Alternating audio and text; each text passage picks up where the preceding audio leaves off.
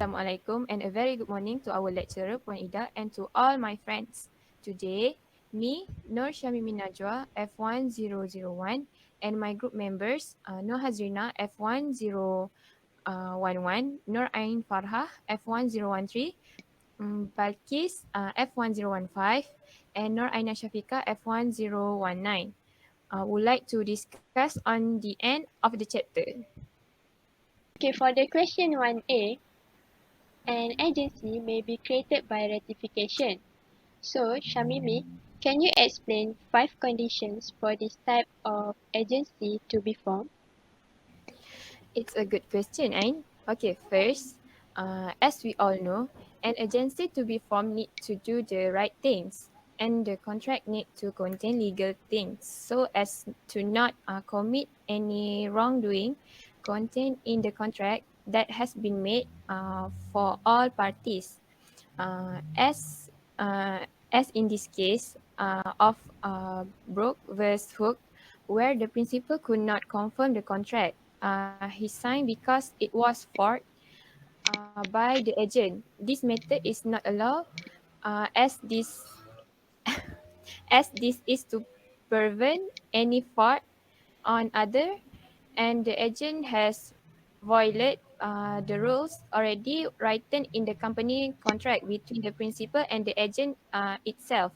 Uh, this matter will be taken to court. The second is that an agency can be created with the agent itself acting expressly as recognized by the principal. This is to prevent the occurrence of a coup that should not be carried out by a person. And also, the agent should not allow the third party to assume he is the principal, as this will confuse many people dealing with the an agent is authority by the principal to purchase an item at a certain price. However, if the agent made the contract in his own name, so that the principal will not be liable to a third party because the principal is unable to ratify the contract because of the contracts being made in the name of the agent itself. Next, the agent must have a principal unless there is someone who can create or confirm when a contract is made when the principal is absent. Okay, for example, a contract to purchase something such as a building made by an agent on behalf of a company unregistered cannot be verified by the company because the principal was not there at the time. In addition, the condition that must be met in order for the establishment of an agency for confirmation to arise are that the principal must have contractual capacity as being made. This is because ratification can be expressed explicitly or implicitly in the principle of contract in the Contract Act 1950, which is applicable because the contract to be made will take some time to complete. And lastly, the principal must have extensive knowledge of all material facts. This should be impressed to avoid any fraud or those who want to take advantage of the principal, unless it can be shown that the principal intend to ratify the contract regardless of the fact it is liable under section 151, as this indicates it doesn't not meet to requirements or conditions to be format. So Ain, now you understand what is meaning by a condition for an agency to be formed. Okay, so thank you, Shamimi, for your explanation. Okay, Hazina, may I ask you some question? Yes, sure, Balkis. Based on the situation, would you like to list the issue arrest that step on the situation? Okay, based on the situation discussed, Encik Daniel hired Miss Diana as his agent to buy a luxury painting from Design Art Gallery for a price not exceeding RM 100,000. And he asked Miss Diana to ensure the picture's safety, but Miss Diana, on the other hand, was refused to do so. And the other one issue is she also kept the money insurance without telling Encik Daniel, and he decided to take an legal action against Miss Diana. I think that's the only issue I can list here. Okay, Aina, based on the issue arise that explained by Hazina before, can you explain the relevant provision of the Contracts Act 1950? Thank you, Balkis. You're So this welcome. is an excellent question. At this point, we might refer to Section 164 of the Contract Act of 1950, which is state that we must follow the direction of principle, which is the first responsibility of agent is to obey or follow the principal instruction. If the agent fail to comply, the agent contract will be breached, and the agent will be held liable for any loss incurred by the principal as a result of his failure to follow the principal order. And agent is obeyed to handle his principal business in line which is the principal direction. According to Section 164 of Contract Act of 1950, appropriate, he must recompense his principal if a loss happen, and this is a profit occur.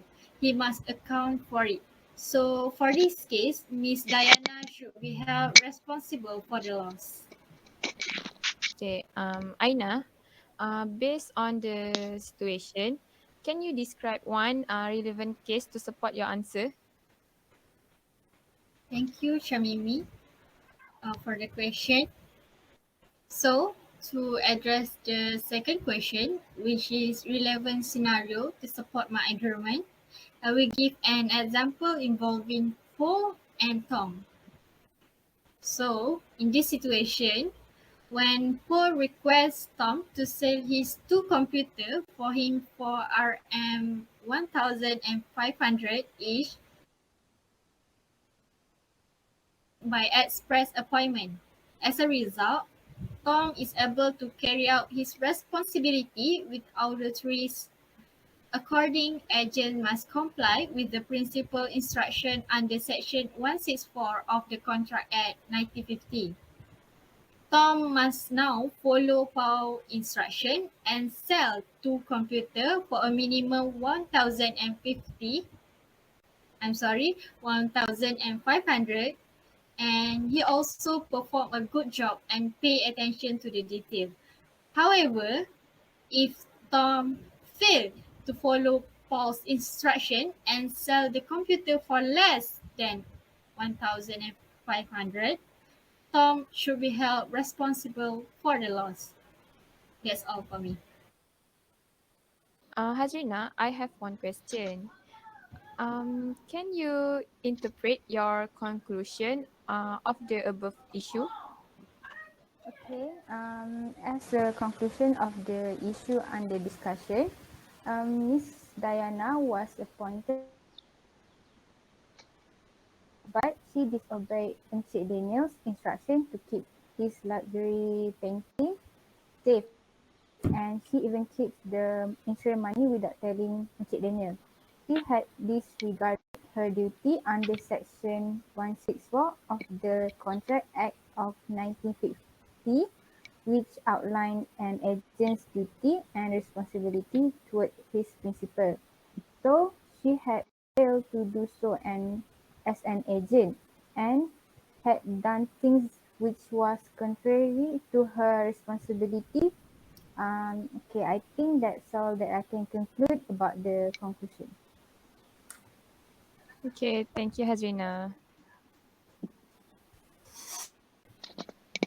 Okay, Ain, in relation to the sale of goods, can you define Nemo that partner habit rule? Okay, sure.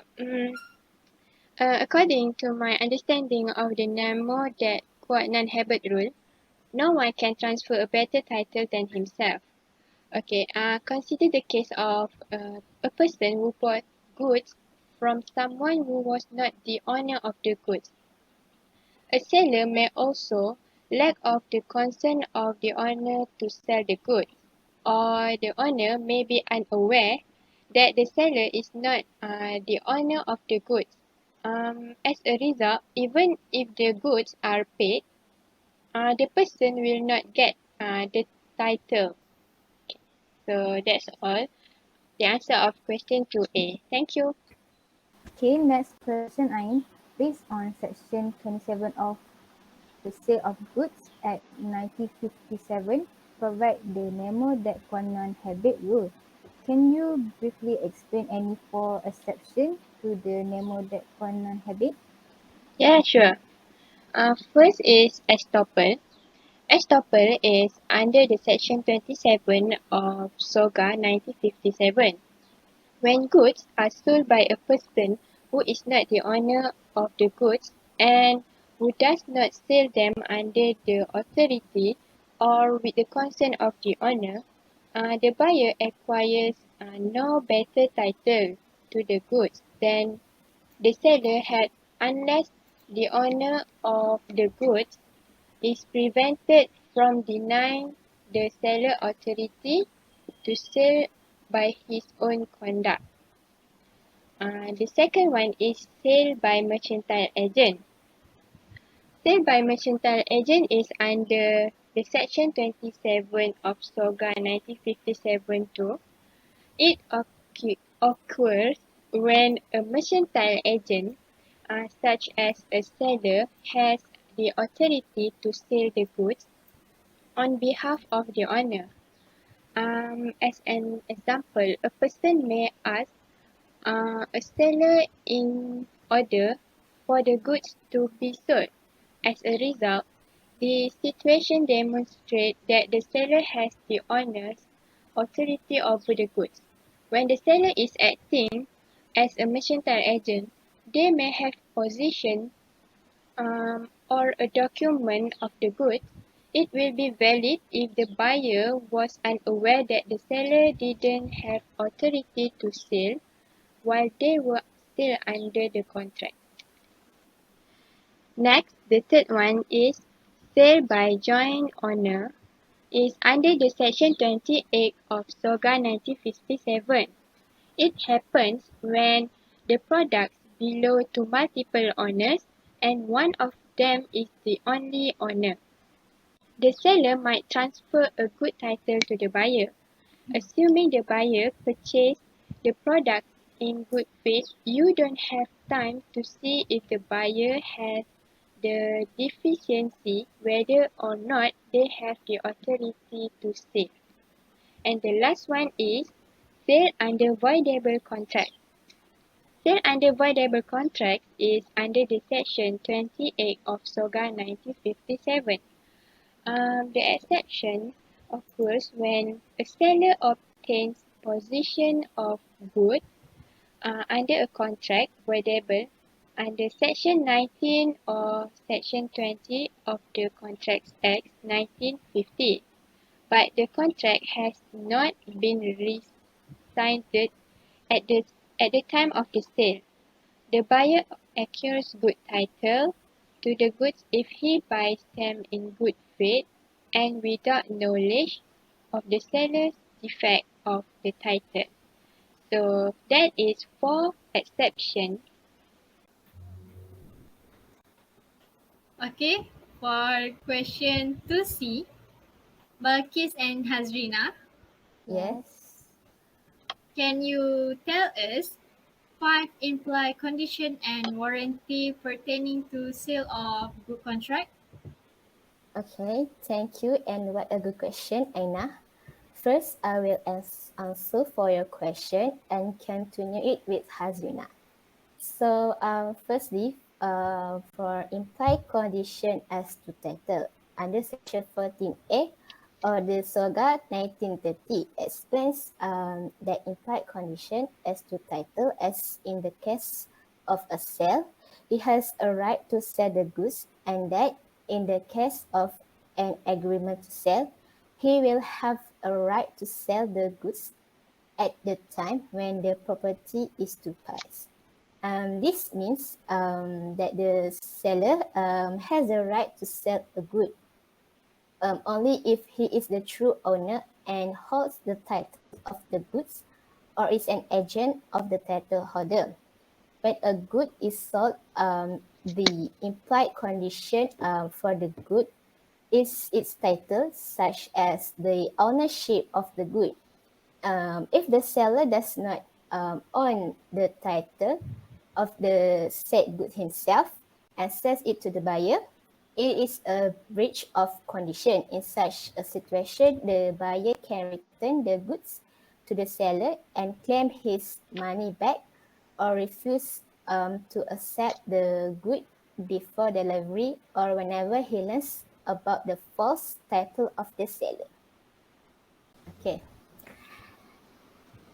Second, for implied warranty, that buyer shall have and enjoy quiet possession of the goods.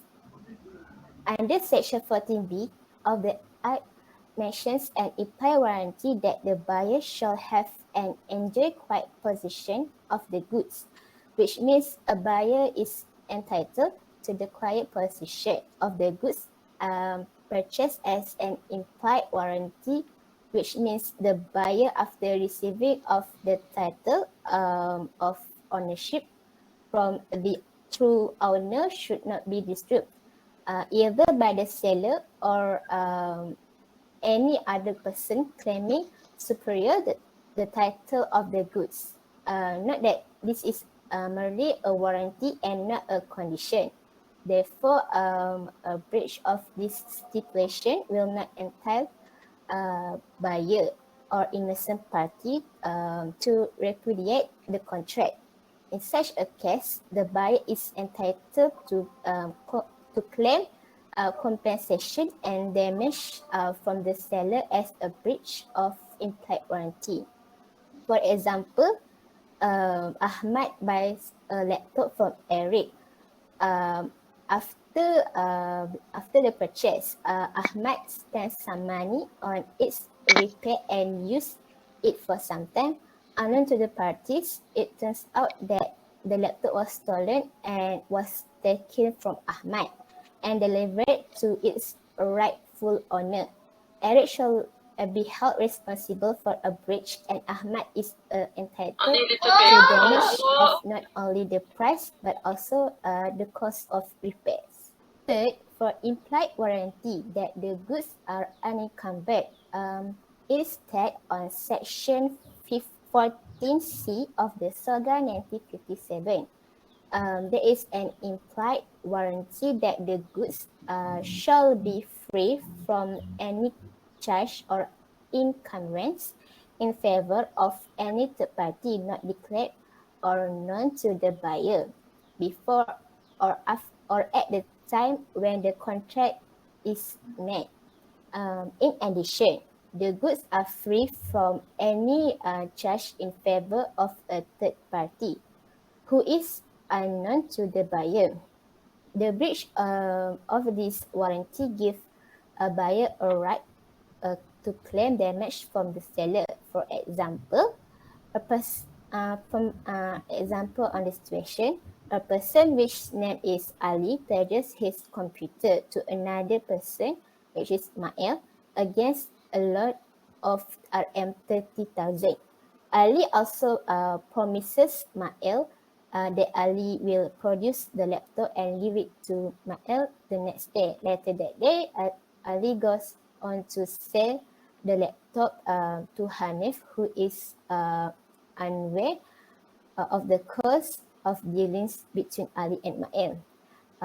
In this case, Hanif can ask Ali to clear the loan immediately or clear the loan by himself and then proceed to file a suit against Ali for the recovery of the money spent, including the interest. So I think that's all from me. Next, I will pass it to the Hazrina to continue this answer. Thank you. Okay, thank you, Bakis. I will continue her. Welcome. Other than that is implied condition that in a sale of goods by description, the goods must correspond with the description. Okay, based on section 15 of the SOGA 1957 it is on the sale of goods by description. It states there is an implied condition in a contract for the sale of goods by description that the goods must correspond with the description. However, if the goods are sold by sample as well as the description, it is not enough that the bulk of the goods correspond with the sample if the goods do not also correspond with the description. For example, where buyer view the goods but defects in its description could not be clearly detected. Next is implied condition for sale of goods by sample. In summary, Section 17 of SOGA 1957 state that when dealing with the goods by sample, the seller is required to ensure that the bulk of the goods correspond to the sample. Because the matter is being constituted as an implied condition, the buyer has the right to reject the contract if the seller fails to comply.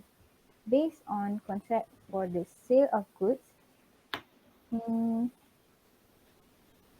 for the sale of goods by sample, there are some implied conditions, and if any one of them is broken, then the buyer may be able to reject the goods and treat the contract as ended.